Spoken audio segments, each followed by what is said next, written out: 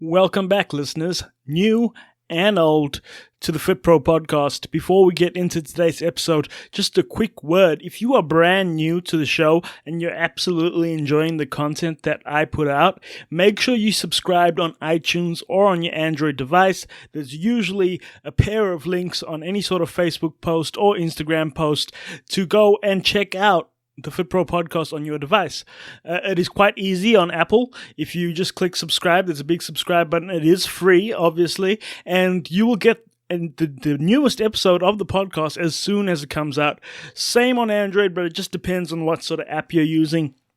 And what means the most to me, what means the world to me, is that you enjoy the show and that you let me know what I could do better. So leave a review on the show. If you're on an Apple device, it's quite easy. Just click the album art, it'll spin around, leave a 5-star review, and that is all you need to do.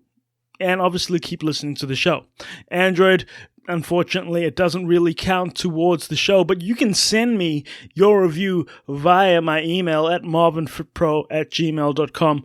And guys, just send that through. Let me know what I could do to improve the show. Otherwise, enjoy the show. Hopefully you are enjoying March Motivational Madness. As promised, this is an episode on top of those as well. So enjoy this episode. I will talk to you at the end. Episode 82 of the FitPro podcast. Welcome back to the FitPro podcast. I'm your host, Marvin Faze, and today we got a friend of mine, Mike Howard. He's a personal trainer with 20 years experience in the fitness industry. He's also a teacher, a writer, and he's the developer of Lean Minded. Mike, take a second, let the listeners know who you are personally, and we'll get into the show. Fantastic. Well, first of all, thank you so much, Marvin, for doing this. And, the pleasure is definitely on this side of the hemisphere. I know we're sort of, lots, it's another world away, but so yeah, I do appreciate you taking the time to speak with me. Just brief, I'm going to try to make it as brief as possible and summarize 20 years in the industry as best as I can without putting people to sleep. But I guess I started out with a fairly common route of just working as a personal trainer straight out of school. And actually, in fact, my very first fitness job was cleaning equipment. So I went right from the trenches, as it were, and sort of made my way up and, started just sort of doing floor work and doing consultations, which evolved into personal training. So in essence, I was doing what I thought at the time was my dream job at 22. But I always knew that I sort of wanted to do more than just that, even though I was passionate. And even 20 plus years later, I'm still passionate about working with people one-on-one. So that evolved into teaching. I was actually teaching personal training certification courses. So teaching, the anatomy, the physiology, biomechanics in various aspects of personal training to prepare people for exams. And then I also, in the early 2000s, took interest in writing. And I've always been interested in the educational component of it, whether it be educating people or trying to educate other fitness professionals. Because as we know, it's very much a wild west of an industry, right? There's not a lot of, regulation when it comes to that. And so there's just a vast, variety of different backgrounds and different philosophies. So I took it upon myself to try to, first of all, educate myself as much as I could, and then try to in turn educate other people, whether it be, the general population or other professionals, and just try to, bring some legitimacy to the industry a little bit, in an industry that was at the time, still in its infancy. And it's amazing how much it's grown, and how much things have evolved to the point where, the pendulum swings the other way. I didn't used to care about posture when I first came into the industry, and then posture became the most important thing in the world.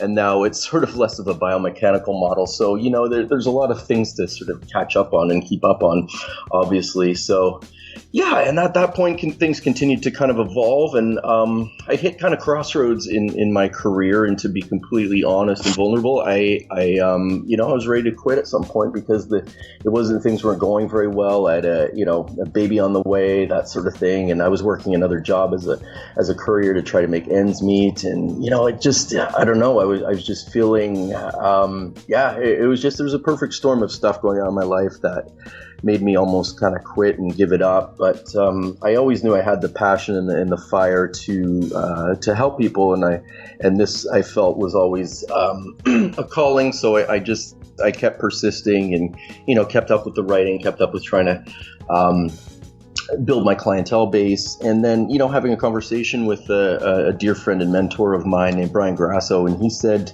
you know what, quit your other job immediately. And, he said, you're not programmed to fail because, you have that drive, you have that passion. And he said, ironically, your what you perceive as your safety net is actually holding you back. So that was a turning point for me. And from there, I just kind of branched into more, I felt a passion for youth fitness. Working with young people. So at first my interest was in young athletes, and then that sort of evolved into working with kids more on the special needs and weight management. I felt that was more of my calling and passion. I really enjoyed helping that segment of the population. So my very first client was actually recovering from leukemia. And so I at that point I sort of knew that was an area that I had to be a part of, and so that evolved into working with kids who were mostly overweight, inactive, the ones that didn't necessarily gravitate towards physical activity, and working with other children with special needs, young adults on the autism spectrum. So I continue to do that, as well as continue to work with adults, mostly with general conditioning, fat loss types of things. More recently, just branching into the online world. So things have come full circle, and I'm just I've developed this program called Lean Minded. My goal was to set out and find the most comprehensive and effective way to help people.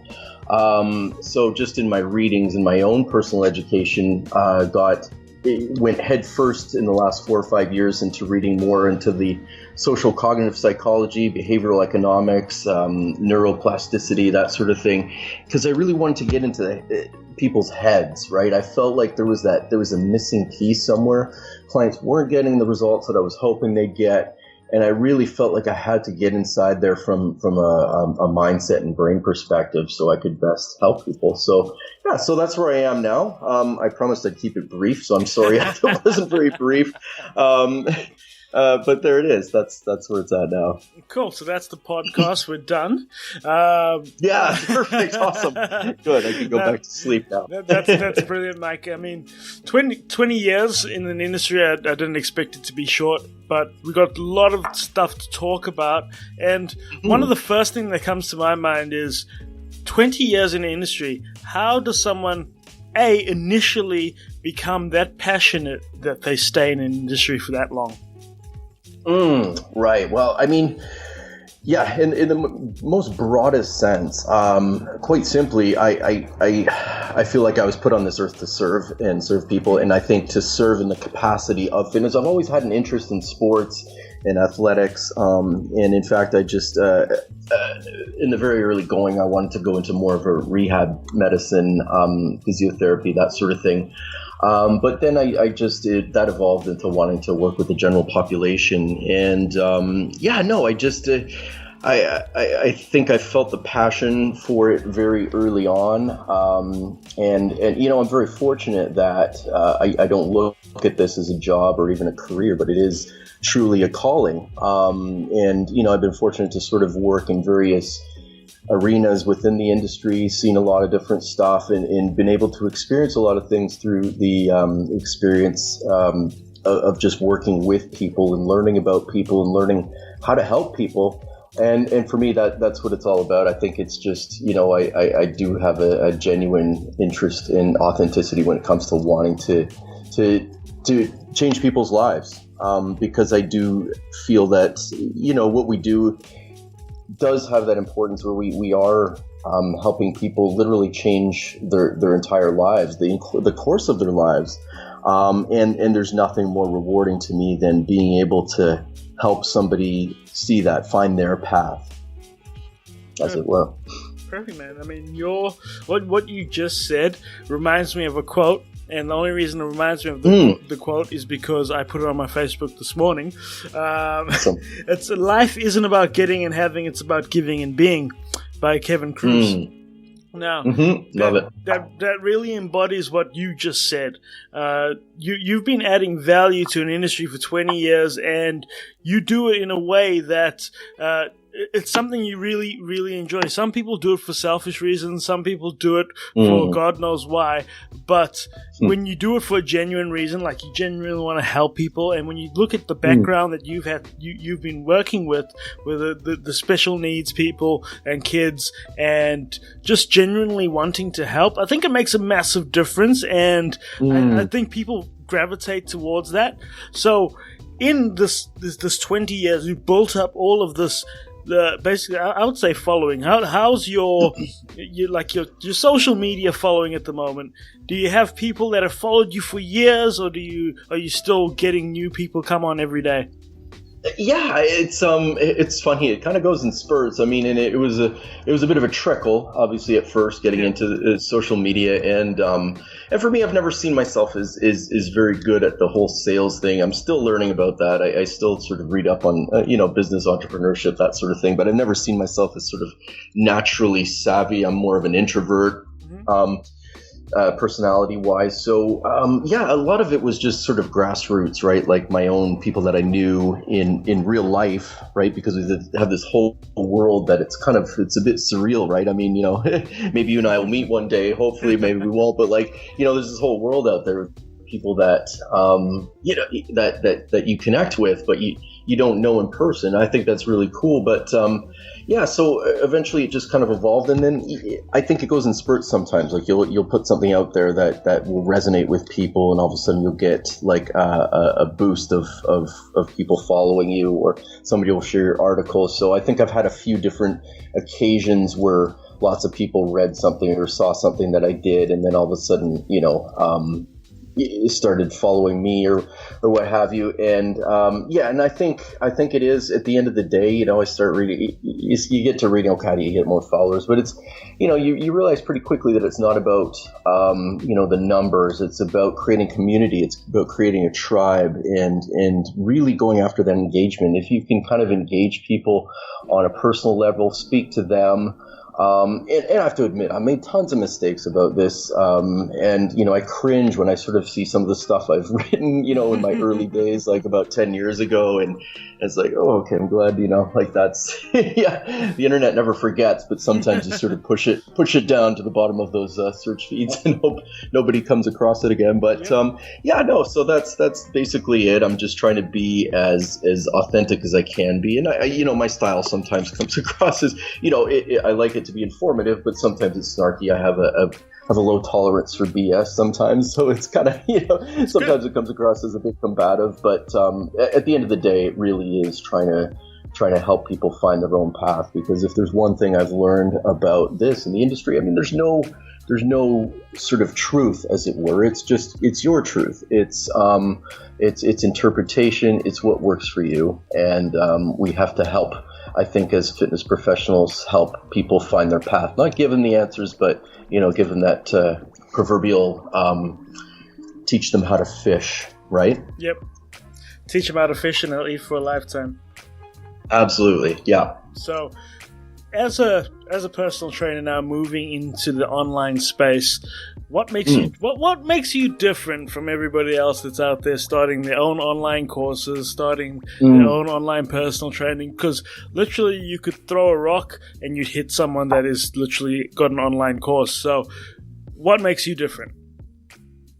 Yeah, absolutely, and that's the thing. And when I put this out here, when I first sort of dove into the online space, I first started, the first platform I did it through was Fitocracy. So it was a bit of a trial and error. I would say what makes me different is I'm taking it from an inside-out perspective. So I'm delving into more mindset. So, for example, the Lean-Minded program that I developed has mostly to do with rewiring the brain, right? We're trying to get people from a subconscious. We're trying to make previously subconscious habits bubble up to the surface. One of the big paradigm shifts I've learned over the past 7-8 years in working in the industry is, the X's and O's stuff is important. And when I say X's and O's, it's the nutrition, it's the physical activity, absolutely. But I think we're taking almost an upside down, inverted approach when it comes to that. We're placing so much importance on that, but we're not teaching people how to follow through with it. We're not getting in there from a rewiring perspective, right? So we're sort of saying, okay, here's your diet, here's your exercise plan, go do this. And come back to me when you've lost weight kind of thing, and I'm here to answer questions, right? But I'm trying to turn that on its head a little bit and just really take a step back almost and say, okay, instead of looking at what you're eating, let's look at what's eating you, right? Let's say because there's a big emotional component to eating. There's self-esteem issues, and look, I'm not a registered psychologist or any of that, but we're trying to look at reasons why people are being unsuccessful, and like I said, take a step back and say, okay, how do we change your mindset about this? How do we change your outlook about this? Maybe it's originating from self-esteem perspective. So we have to realize that this place has to come from a place of self-forgiveness and self-love. And I know it sounds airy-fairy, but really that is the essence of it, because that is going to meld into you start off with the self-esteem, and that leads to self-discipline, and then it's the self-discipline that leads to results, right? So we have to sometimes go back there, go to that place, and just try to take it from a habit standpoint, and just look at goals behind the goals. Maybe it's something to do with lifestyle. Maybe even if you went to bed an hour earlier, then we can prepare. It's about infusing these habits, and just maybe 1 to 2 at a time, right? And we focus in. Food is very much secondary. Exercise is very much secondary, right? But we just have to find what works for them, because we can, the industry there is a very cookie cutter component to it. But we want to make things individualized. We want to make these approaches tailored. That's good, man, because I feel like the industry itself, when you look at it, a lot of people want to fix the problem. They want to fix the tap. They want to fix the leaking tap. When Absolutely. you should be there fixing the well. So you should be fixing the cause. And that's one of the biggest reasons why people go backwards after they've received massive success with weight loss, and they bounce back. They go through that yo-yo phase. It's because they weren't prepared for life after I've lost the weight. Does that mean I can go back to doing what I want? Because that is the common theme when you talk to people that don't know a hell of a lot and just literally go and train with someone until the job is done, and then they're done. They're like, okay, so nobody's telling me what to do. I can eat whatever I want again, and then you're back at square one. So that's good that you guys are working on the mindset. Are you doing it by yourself? Do you have a team behind you? Yeah, I mean, I'm doing it mostly on my own. I'm very fortunate to have some people helping me out as well, sort of both from the brick and mortar perspective. But I've been working a lot with Sumi Singh, another sort of, and I'm very, very fortunate to have her on my side. She's an amazing coach, amazing person. So I'm pretty lucky in that sense. And as it grows, I'm hoping to sort of, recruit new coaches and just be able to sort of reach more people that way as well as things start to grow. But for right now, I'm mostly doing things on my own and continuing to develop and refine my program. But it's just exactly what you said, right? So what I want is to develop something that's sustainable. So people are continue to be anchored into this community and this tribe where there's other people that are struggling too, because that's the reality of it. It's like you said, I mean, and I think we've been thrust into this industry by the diet book world of this false hope, as it were, that this is supposed to be easy, this is supposed to be fast, and this is supposed to be permanent. So I think a lot of it is we're trying to shine a light of reality on people, right? So, we're giving them hope, but we're sort of saying, okay, this is the truth of it, right? It's going to be hard work, right? And as Mark Manson said, right, not looking so much as what are your goals, but what discomfort are you willing to go through?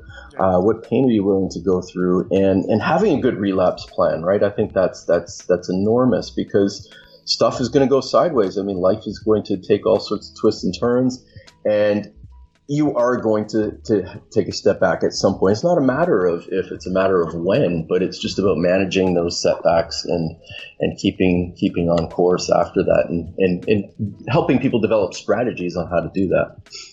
Yeah, for sure, man. And it's not going to be easy. It's not going to be fast. It's not going to be permanent. And like you said, I think those are the buzzwords, almost like buzzwords, like get six-pack abs in 10 days sort of thing. Yeah, absolutely. You see that shit everywhere.